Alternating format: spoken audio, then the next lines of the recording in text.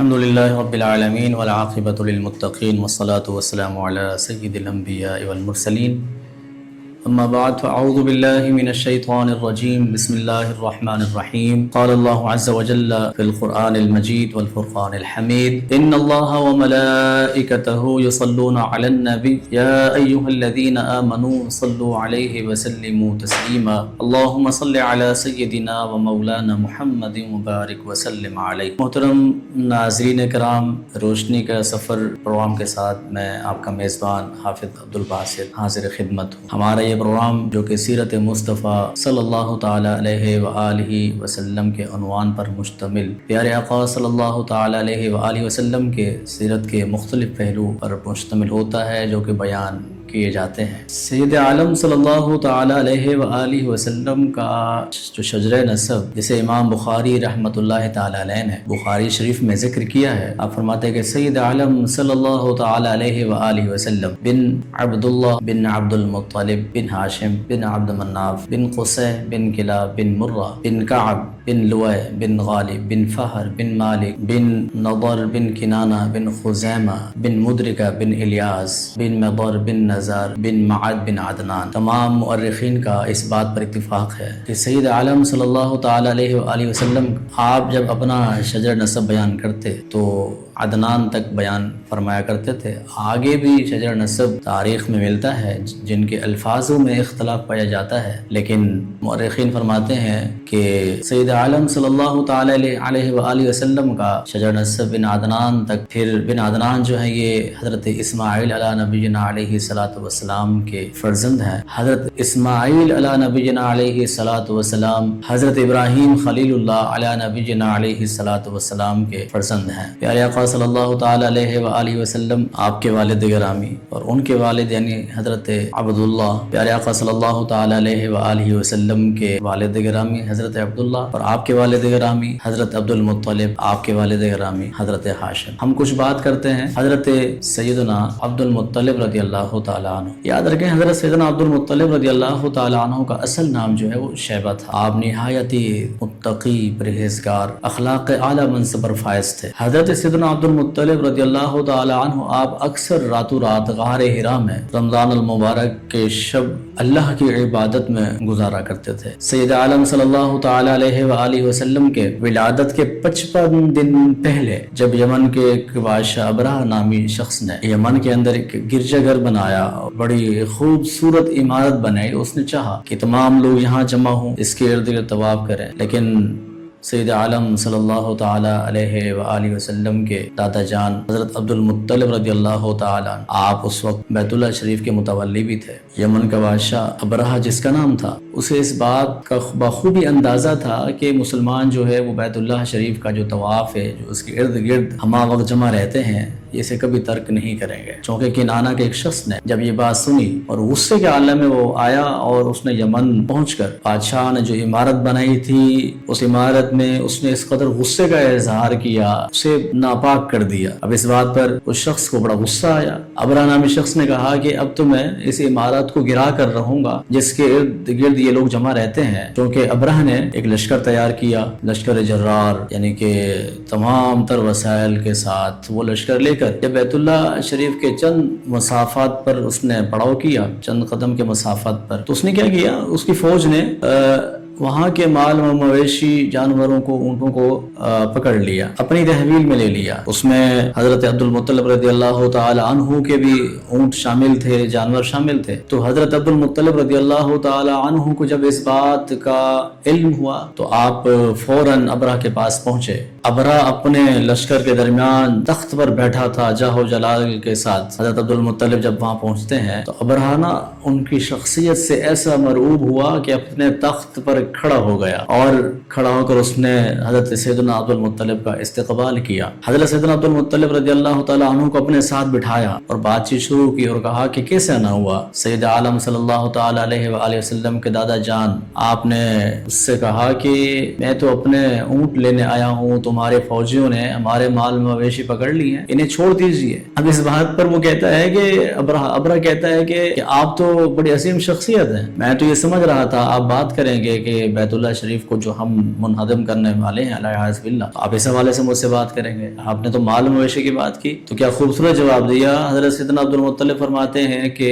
بیت اللہ شریف اللہ کا گھر ہے اور اللہ تعالیٰ ہی اس کی حفاظت فرمائے گا، اور آپ ہمارے مال مویشی چھوڑ دیجیے۔ ابرہہ نے حضرت عبد المطلب رضی اللہ تعالیٰ عنہ کی ساری بات بغور سنی اور مال مویشی چھوڑ دیا۔ ابرہہ کو غصہ تھا بہت شدید، وہ آگے بڑھا، جیسے ہی اس نے بیت اللہ شریف پر چڑھائی کرنے کی کوشش کی۔ یہاں ایک بات غور کیجئے گا، جب سیدنا عبد المطلب رضی اللہ تعالیٰ عنہ ساری بات کر کے آپ سیدھے بیت اللہ شریف گئے اور بیت اللہ شریف پہنچ کر آپ نے غلاف کعبہ کے سامنے غلاف کعبہ کو پکڑا اور بیت اللہ شریف کے سامنے بیٹھے اور اللہ کی بارگاہ میں دعا کی، گریہ اوزاری کی، باری تعالیٰ تو ہی اپنے گھر کی حفاظت فرمانے والا ہے۔ ایسے ہی ہوا کہ اللہ نے اپنے پیارے بندے کی دعا قبول فرمائی۔ ابرہہ کا جو لشکر اتنا بڑا عالی شان جاہو جلال پر ہر طرح کی سہولیات اس کے پاس موجود تھی، اور ہاتھی ایسا جانور ہے جو روب دبدبے والا جانور ہے، اس پر ابرہہ خود بیٹھا ہوا تھا، اور جس ہاتھی کا نام جو ہے وہ محمود تھا۔ یاد رکھیں اس بات کو، جب یہ پورا لشکر بیت اللہ شریف پر چڑھائی کرنے کے لیے پہنچا، رب تعالیٰ کو یہ انداز نہایت ہی ناگوار گزرا۔ اللہ تعالیٰ نے ایسے چھوٹے چھوٹے پرندے جسے ابابیل کہا جاتا ہے، ان کے چونچ میں چھوٹے چھوٹے پتھر وہ دے کر ایک ایسے انداز سے ابرہہ کے لشکر پر حملہ کروایا پرندوں کے ذریعے۔ یہاں میں ایک بات آپ سے عرض کروں کہ انسان جس قدر اپنے جاہو جلال پر ناز کرے، اپنی طاقت پر ناز کرتا ہو،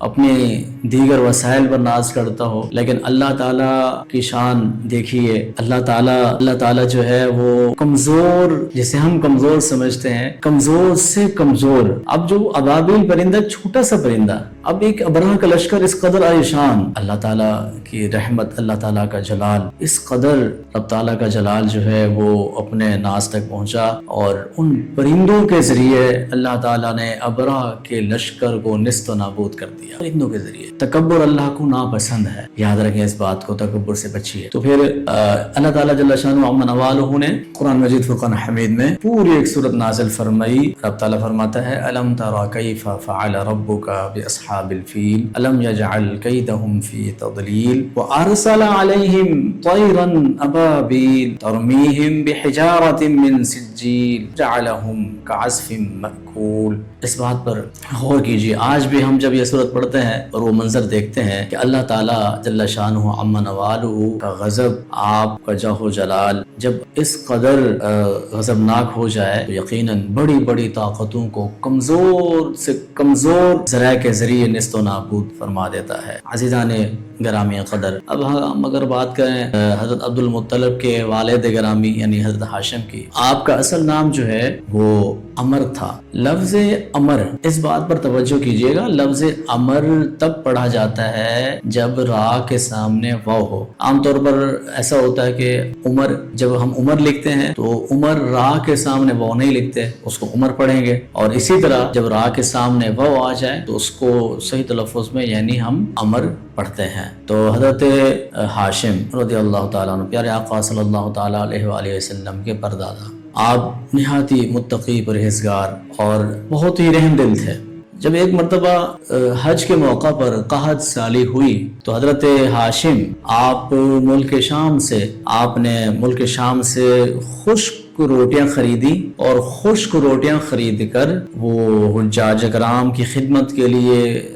بیت اللہ شریف حاضر ہوئے، اور وہاں پر پہنچ کر آپ نے ان خشک روٹیوں کو اونٹ کے سالن، اونٹ کو ذبح کیا، اس کا گوشت تیار ہوا، سالن تیار ہوا، اور ان خشک روٹیوں کا چورا بنایا، اس گوشت میں مکس کیا، سورید بنایا، اور اس سورید سے آپ نے حجاج کرام کی خدمت کی۔ آپ اس قدر رحمدل عالی شان تقوی کے منصب پر فائز تھے۔ عزیزان ملت اسلامیہ، غور کیجئے، میرے آقا صلی اللہ تعالی علیہ وآلہ وسلم، آپ کی ولادت باسعادت 12 ربیع الاول کو ہی۔ اچھا، اکثر و بیشتر نا مختلف تاریخوں کا اظہار کیا جاتا ہے، جناب 9 تاریخ، جناب 8 تاریخ، فلاں تاریخ، فلاں تاریخ۔ دیکھیں، یاد رکھیں اس بات کو، جب مورخین محدثین کرام کسی مسئلہ پر کلام کرتے ہیں نا، وہ اپنی تحقیق کے پیش نظر مختلف تاریخوں کا اظہار کرتے ہیں، اور پھر جس تاریخ پر اتفاق ہو جاتا ہے تو اس تاریخ پر جب ان کا اتفاق ہو گیا،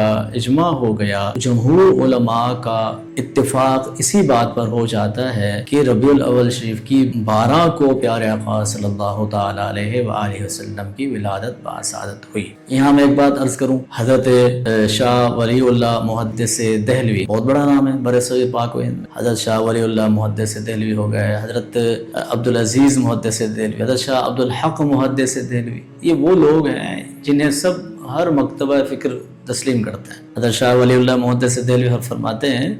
کہ آقا کریم صلی اللہ تعالی علیہ وآلہ وسلم کی ولادت باسعادت جس جگہ پر ہوئی اس جگہ کو مولد النبی صلی اللہ علیہ وآلہ وسلم کہا جاتا ہے، مولد النبی صلی اللہ تعالی علیہ وآلہ وسلم کہا جاتا ہے۔ آپ فرماتے ہیں کہ اہل عرب کا ایک دستور تھا، ایک ان کا طریقہ تھا کہ اہل عرب 12 ربیع الاول شریف کو جمع ہوتے اور پیارے آقا صلی اللہ تعالی علیہ وآلہ وسلم کی ولادت باسعادت والی جگہ پر وہاں جمع ہو جاتے، وہاں جاتے، جلوس کی شکل اختیار کر لیتے اور نہایت ادب اور احترام کے ساتھ سرکار کریم صلی اللہ تعالی علیہ وآلہ وسلم کی ذات اقدس پر درود و سلام کے نذرانے پیش کرتے ہوئے، سروں کو جھکاتے ہوئے پیارے آقا کی ولادت والی جگہ پر وہاں جاتے اور حضور کی تعریف توصیف بیان کرتے، حضور کی سیرت کے مختلف روشن پہلوؤں پر گفتگو کرتے اور قلب میں انہیں تسکین حاصل ہوتی اور وہ بہت ہی خوش ہوتے۔ حضرت شاہ ولی اللہ محدث دہلوی فرماتے ہیں، آپ فرماتے ہیں کہ ایک بار میں اس محفل میں حاضر ہوا اور میں نے پیارا آقا صلی اللہ تعالی علیہ وآلہ وسلم کی ولادت باسعادت کی خوشی میں ہونے والی محفل میں جب شرکت کی نا، آپ فرماتے ہیں مجھے بہت لطف آیا، بہت مزہ آیا، بہت لطف آیا، ایمان کو ایسی تازگی ہوئی۔ آپ فرماتے ہیں کہ میں نے غور کیا کہ انوار و تجلیات کی بارش برس رہی ہے اور رحمت الہی، اللہ کے فرشتے اس محفل میں شریک ہو رہے ہیں۔ آپ فرماتے ہیں پہلے تو میں سمجھ نہ سکا، میں نے کہا یہ کیا ہو رہا ہے؟ کہتے ہیں میں نے غور کیا، معلوم کیا تو مجھے پتہ چلا رب تعالیٰ کی رحمت برس رہی ہے اور رب تعالیٰ کی رحمت کے فرشتے ایسی محافل میں شریک ہو رہے ہیں۔ آپ نے اس بات کو اپنی کتاب حضرت شاہ ولی اللہ محدث دہلوی رحمۃ اللہ تعالیٰ علیہ نے اپنی کتاب فیوز الحرمین میں اس بات کو لکھا ہے، اور مدراج النبوت کے اندر بھی کئی ایسے اہم پیارے آقا صلی اللہ علیہ وسلم کی ولادت باسعادت کے واقعات مذکور ہیں۔ ہمیں چاہیے ہم اپنے پیارے نبی صلی اللہ تعالی علیہ وآلہ وسلم کی ذات اقدس پر اما وقت سب سے زیادہ درود پڑھنے کی کوشش کریں۔ اللہ تعالی ہم سب کا حامی و ناصر ہو۔ انشاءاللہ اگلے پروگرام میں مزید پیارے آقا صلی اللہ علیہ وآلہ وسلم کی سیرت کے عنوان کے ساتھ ہم حاضر ہوں گے۔ تب تک کے لیے اجازت دیجیے۔ السلام علیکم ورحمۃ اللہ وبرکاتہ۔